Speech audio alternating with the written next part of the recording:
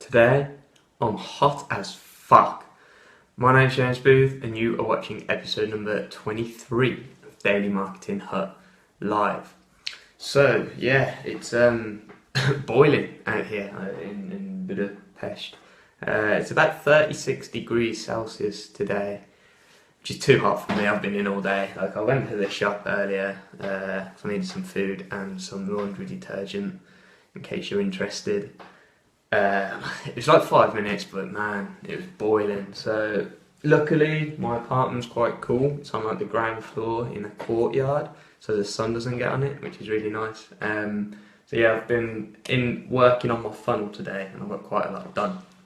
So recorded the first two videos of the three-part video series I've got going. All my emails written up, blog posts all done. My funnel is pretty much complete. So over the next sort of tomorrow or Thursday, I need to write the ads still, so I'm going to test out a bunch of different ads. I've got like 30 odd ads that I'm going to be testing out.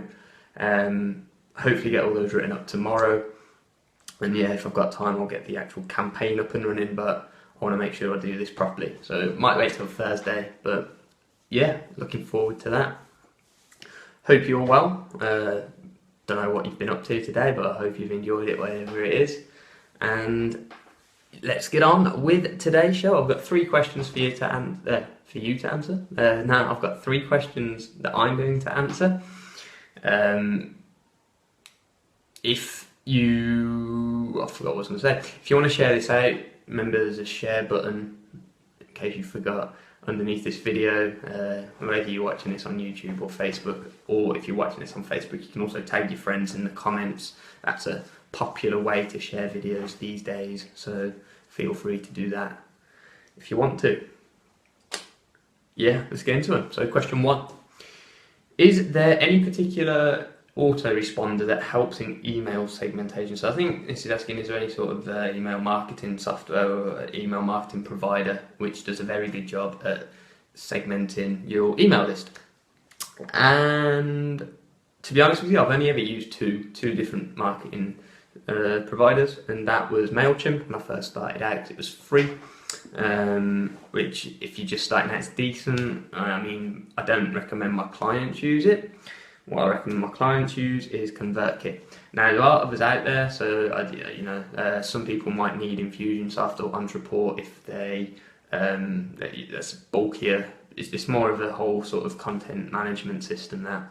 But for just email management, ConvertKit works well for me. I've heard ActiveCampaign's a good one as well, but I can't talk on that because I've never used it. But ConvertKit, I mean, yeah, the segmentation options are awesome. You can subscribe people to different forums, leave them in there, and just kind of market to those different forums.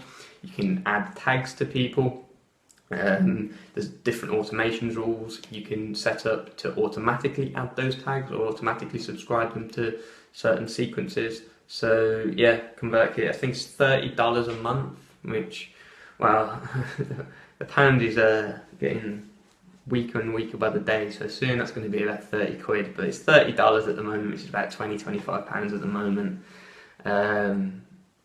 Much better. I think MailChimp was about 6-7 quid a month for their automation service, if you wanted to do that. But the difference, or the difference in results you get, it's worth paying the extra to go for ConvertKit for most people. Question two, how do I write effective ad copy? So yeah, essentially a few different ways. You're going to want to kind of address who you're talking to. Now with Facebook ads, you can't explicitly call people out. So you couldn't say something like, are you a coach looking for new clients? But what you could say is, are you looking for new coaching clients?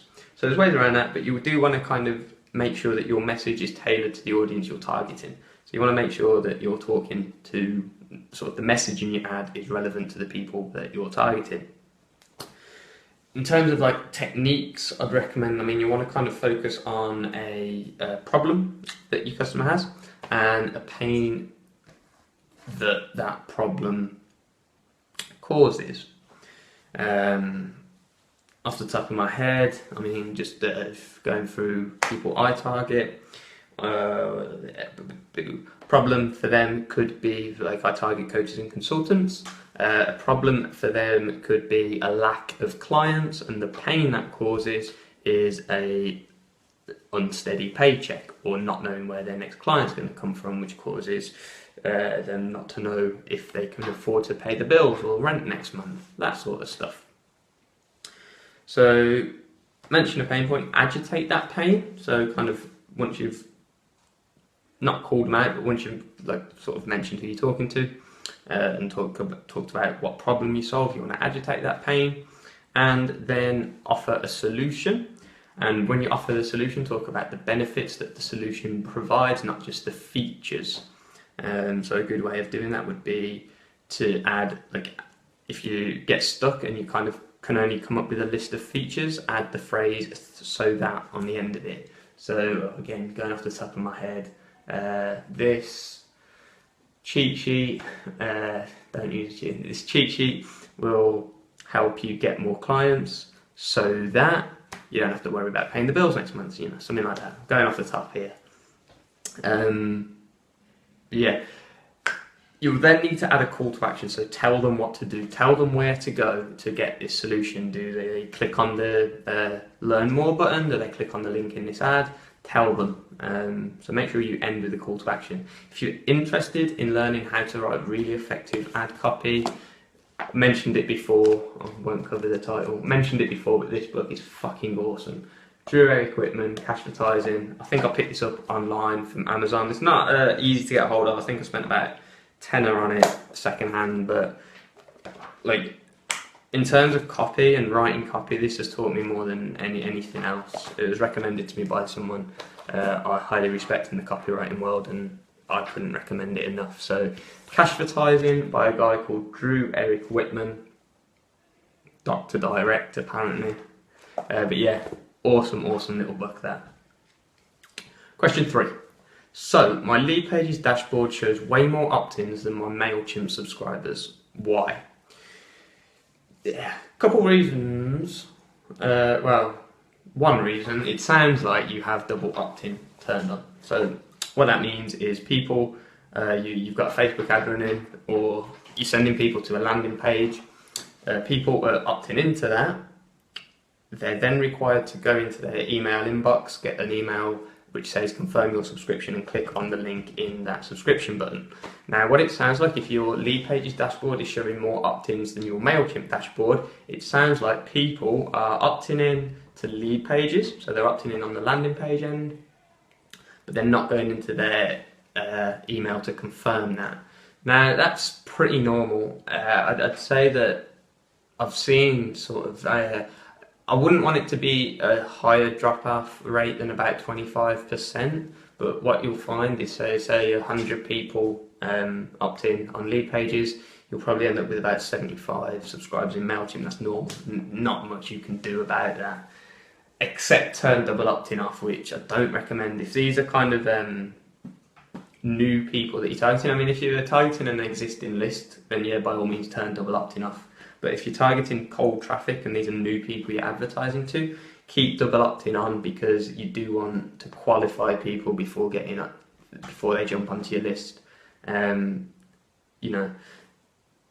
For me, having a massive mailing list isn't important, but having an engaged one is. So by adding these hoops for people to jump through, it's going to qualify them. So when they actually end up on your list, they are qualified. So keep double opt-in on. Unfortunately, it is normal to have a drop-off. There are ways to kind of decrease that. What you can do is, if you currently have it set up so your landing page is going to a thank you page, on that thank you page, tell people that they need to go and confirm their email address. Tell them to whitelist your email. There's actually a template on lead pages. I don't know the name of it off the top of my head, but if you go onto lead pages under templates, and I think there's a category section, and one of the categories will be thank you page. There's a template on there, and what it looks like is there's 4 kind of blocks of text: step 1, step 2, step 3, step 4, and that is designed for double opt-in. So there's an image on there of your email inbox, and it's telling you sort of go there, confirm the email address if you want to join this webinar. or is that what you were promoting? I don't know if you're promoting a webinar or trying to get people to download a guide or whatever, but tell them that they need to go into their email inbox, confirm their email address in order to get whatever your offer is. So yeah, hope that helps. I'm gonna go and have a cold shower, and then I might go out if it's cooler once I'm out of the shower. We'll be back tomorrow. Speak to you then.